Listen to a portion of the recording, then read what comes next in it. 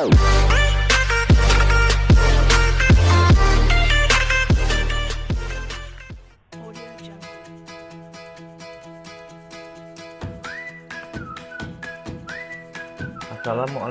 warahmatullahi wabarakatuh.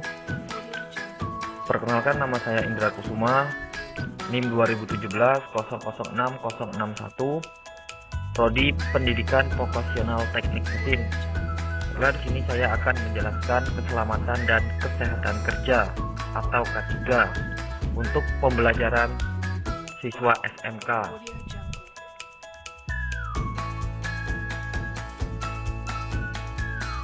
Arti lambang K3. Bentuk lambang berupa palang warna hijau dengan roda berigi 11 dengan warna dasar putih. Lambang K3 memiliki 5 arti. Yang pertama, arti makna tanda palang, bebas dari kecelakaan dan penyakit akibat kerja atau PAK. Yang kedua, arti makna roda gigi, bekerja dengan kesegaran jasmani dan rohani. Dan yang ketiga, arti makna warna putih, yaitu bersih dan suci. Dan yang keempat, arti makna warna hijau, selamat, sehat, dan sejahtera. Dan yang kelima, arti makna 11 gerigi roda, 11 bab dalam Undang-Undang Nomor 1 Tahun 1970 tentang Keselamatan Kerja. Apa itu K3? K3 adalah keselamatan dan kesehatan kerja. Definisi: ilmu pengetahuan untuk mencegah terjadinya kecelakaan di tempat kerja. Tujuan keselamatan dan kesehatan kerja memiliki 3. Yang pertama, melindungi dan menjamin keselamatan setiap tenaga kerja dan orang lain di tempat kerja. Dan yang kedua, menjamin setiap sumber produksi dapat digunakan secara aman dan efisien. Dan yang ketiga, meningkatkan kesejahteraan dan produktivitas nasional. Piramida kecelakaan. Jika terdapat satu kecelakaan fatal atau cacat kematian, untuk setiap kecelakaan fatal terdapat 10 kecelakaan ringan. Untuk setiap kecelakaan fatal terdapat 30 kecelakaan menimbulkan kerusakan aset. Untuk setiap kecelakaan fatal terdapat 600 insiden. Oleh karena itu, kita harus mulai dari bawah untuk mengeliminasi segala awareness agar kita tidak sampai pada satu kecelakaan fatal. Upaya pencegahan kecelakaan kerja. Yang pertama, pelatihan dan pendidikan K3 terhadap tenaga kerja. Yang kedua, konseling dan konsultasi mengenai penerapan K3 bersama tenaga kerja. Dan yang ketiga, pengembangan sumber daya ataupun teknologi yang berkaitan dengan peningkatan penerapan K3 di tempat kerja. Penyebab kecelakaan kerja.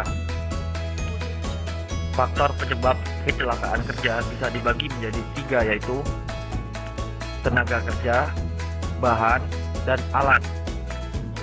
Oleh karena itu, setiap orang yang terlibat dalam pekerjaan, baik itu perusahaan yang mempekerjaan pekerja hingga orang-orang sekitar, perlu memahami prosedur keselamatan kerja. Perlengkapan wajib yang digunakan saat melakukan pekerjaan agar terhindar dari bahaya saat pekerjaan berlangsung.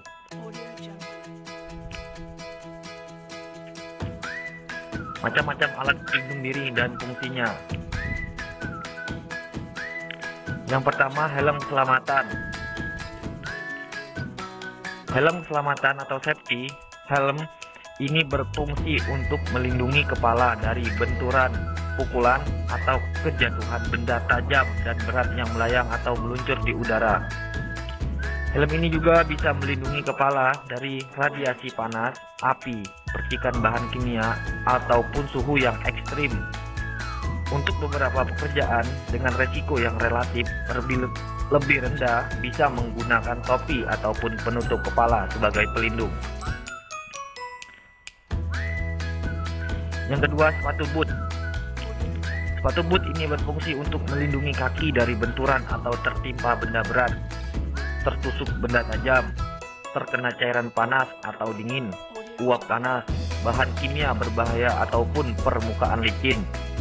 Bedanya dengan safety shoes umumnya adalah perlindungan yang lebih maksimal karena modelnya yang tinggi dan melindungi hingga ke betis dan tulang kering.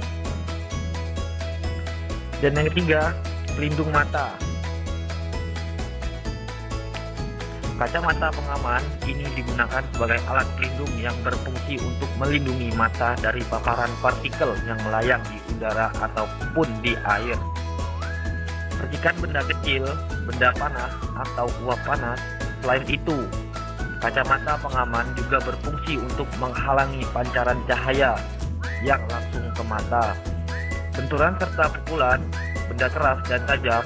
Jenis kacamata pengaman ini bisa berupa spectacles atau goggles. Yang keempat, pelindung telinga. Penutup telinga ini bisa terdiri dari sumbat telinga atau earplug atau penutup telinga earmuff yang berfungsi untuk melindungi telinga dari kebisingan atau tekanan. Yang kelima, sarung tangan.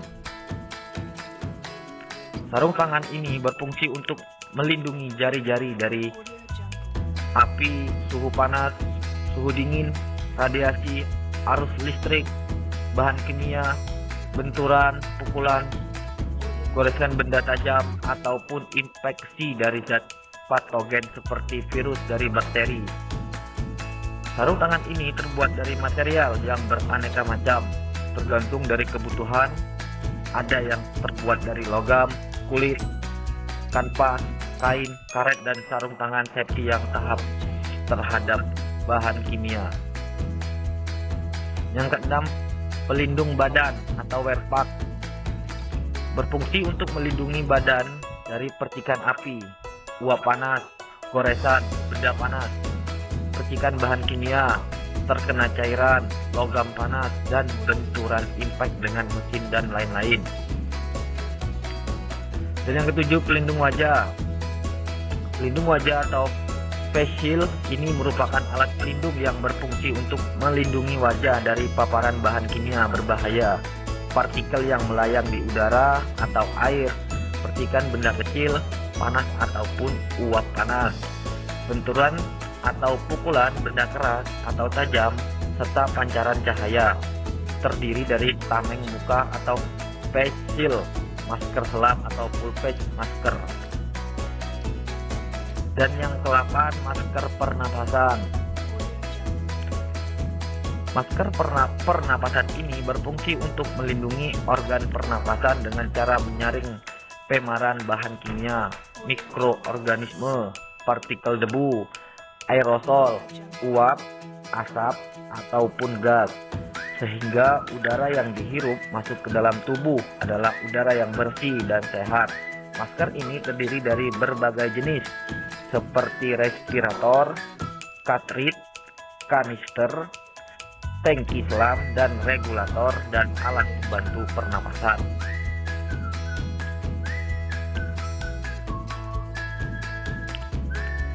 Sekian video dari saya. Apabila ada kesalahan, saya mohon maaf. Saya akhiri, wabillahi taufiq wal hidayah. Wassalamualaikum warahmatullahi wabarakatuh.